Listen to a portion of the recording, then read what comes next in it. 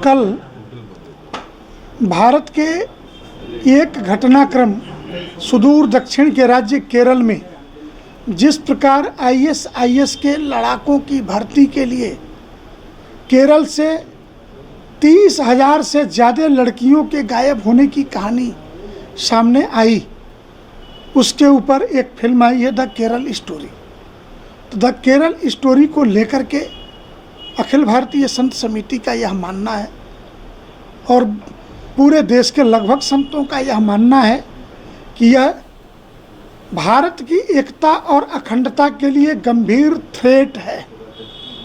और निर्माता निर्देशकों ने कहा भी कि अगर एक भी दृश्य झूठा आप साबित कर दें तो उन्होंने इनाम की घोषणा भी की। हमारा वह प्रश्न नहीं है, हमारा प्रश्न है अगर देश के बाहर धर्म के नाम पर लड़ने के लिए लड़ाके तैयार करके भारत की धरती से आईएसआईएस के लिए सीरिया में सप्लाई हो सकते हैं तो भारत के राष्ट्रीय एकता और अखंडता के लिए ये कितने बड़े खतरे के रूप में खड़े हो सकते हैं। इसलिए समय रहते अगर हमने जनसंख्या जिहाद, लव जिहाद, लैंड जिहाद, सिविल सर्विसेज जिहाद, इन बातों पर विचार नहीं किया, क्योंकि लोकतंत्र तो वोटों की ताकत से है और सामान्य व्यक्ति जो भारत का एक देशभक्त नागरिक है वो क्या सोचता है कि हमारे 2 संतान हैं, सरकार ने नारा दिया हम 2 हमारे 2, तो हम इसका पालन करेंगे। 2 संतान हैं, अच्छे से पढ़ाएंगे लिखाएंगे, अच्छा सा मकान बनाएंगे। लेकिन कुछ लोगों ने ये तय कर रखा है कि हम 5 हमारे 25 पैदा करेंगे, आपने जो संसाधन इकट्ठा किया है उस पर कब्जा करेंगे। तो ये बहुत एक खतरनाक चलन है और इतनी बड़ी मात्रा में लोगों के लिए फिर भोजन पानी हवा इसकी व्यवस्था करना आने वाले दिनों में कठिन होगा। परंतु जिस प्रकार हिंदुस्तान के सुदूर राज्य केरल हो या मिजोरम में जिस प्रकार अभी मणिपुर में दंगे भड़के हैं, किस बात को लेके हाई कोर्ट ने इतना ही तो निर्णय दिया है मणिपुर के अंदर कि वहाँ पे जो ईसाई जनजातियां हैं उनको आरक्षण प्राप्त था, तो उनका शेष जनजातियों को भी उसी SC एक्ट ST एक्ट में आप भी SC ST हो, वो भी SC ST हैं, तो जो अधिकार आपको प्राप्त है वही अधिकार उनको प्राप्त है। इतनी सी मात्र बात के लिए इतना भीषण दंगा मेघालय में अगर उन राज्यों में मणिपुर मेघालय जैसे राज्यों में फैल रहा है तो ये ठीक प्रवृत्ति नहीं है। अर्थात हम कहीं न कहीं बारूद के ढेर पर बैठे हुए हैं। तो इसके रोकथाम के लिए क्या किया जाए? जन जागरण के अतिरिक्त देश के संविधान के अंतर्गत बहुत सारे अधिकार हैं भारतीय संविधान में। करना तो एजेंसी को है, सरकार को है। हम कानून तो अपने हाथ में ले नहीं सकते, जो कुछ करना है भारत सरकार को।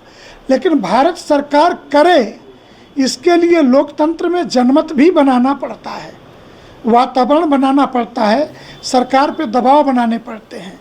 मैं उदाहरण के लिए कहूं कि आपने योगी को लॉ एंड ऑर्डर के लिए यूपी में चुना, तब आज की परिस्थिति में वो अनिल दुजाना हो, चाहे मुख्तार अंसारी हो, चाहे अतीक अहमद हो, ये कुछ निपटाए गए, कुछ को सज़ा हो गई और लॉ एंड ऑर्डर मेंटेन है, तो यूपी में कम से कम गुंडे सर उठा के नहीं चल सकते।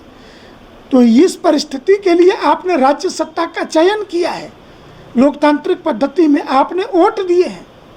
तो आगे अगर हम यह वातावरण नहीं खड़ा करेंगे राष्ट्रीय एकता और अखंडता के पक्ष में, तो हर राज्य में ऐसे टूलकिट खड़े होंगे। महाराष्ट्र के अंदर भीमा कोरेगांव हुआ, अर्बन नक्सली खड़े हुए, इन लोगों ने बाकी देश के अंदर जिस प्रकार का कोरोना काल में भी जिस प्रकार के बवाल काटने की कोशिश की गई, पूर्वोत्तर के राज्यों में अगर दिल्ली के अंदर टुकड़े टुकड़े गैंग में शर्जील इमाम ये कहता है कि इसे सामान्य थ्रेट मत समझिए कि हमको करना क्या है, वो जो 150 किलोमीटर का चिकन नेक गलियारा है, अगर इस चिकन नेक गलियारे पे हमने आबादी बढ़ा ली, इनका रेल रूट भी वही है, हाईवे भी वही है, ये हमने काट दिया तो हिंदुस्तान के 8 राज्य हिंदुस्तान से कट जाएंगे। क्या ये जो द केरल स्टोरी बनाई गई है, क्या ये द कश्मीर फाइल से प्रभावित होकर के बनाई गई है?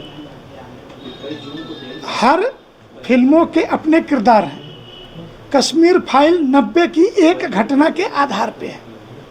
केरल स्टोरी एक घटना नहीं है। केरल के पूरे समाज शास्त्रीय आकलन की फिल्म है, तथ्यों के आधार पे है। द कश्मीर फाइल्स भी ये तथ्य के आधार पे है, ऐतिहासिक सत्य है। लेकिन 91 वर्ष की घटना में आप बंध जाते हैं। परंतु केरल स्टोरी एक घटना में नहीं बचती है। दूसरा, इसका जो मूल नैरेटिव है उसको समझने की कोशिश करिए। अब तक जिहाद के प्रश्न पर मुस्लिम युवा मौलानाओं के नाम ही सामने आ रहे थे, तो हम मानते थे कि महिलाएं इनोसेंट हैं, इसमें महिलाओं की भूमिका नहीं है। इस्लाम में महिलाएं विक्टिम हैं, सताई गई हैं। उनके कानून के मुताबिक भी शरिया कानून में 2 महिलाओं के बराबर एक पुरुष की गवाही है। द केरल स्टोरी में पहली बार ये बात साबित हुई है कि बराबर के पाप की भागीदार देशद्रोह से लेकर के जिहाद तक में मुस्लिम महिलाओं की भी भागीदारी उतनी ही है जितना मुस्लिम नौजवान की है।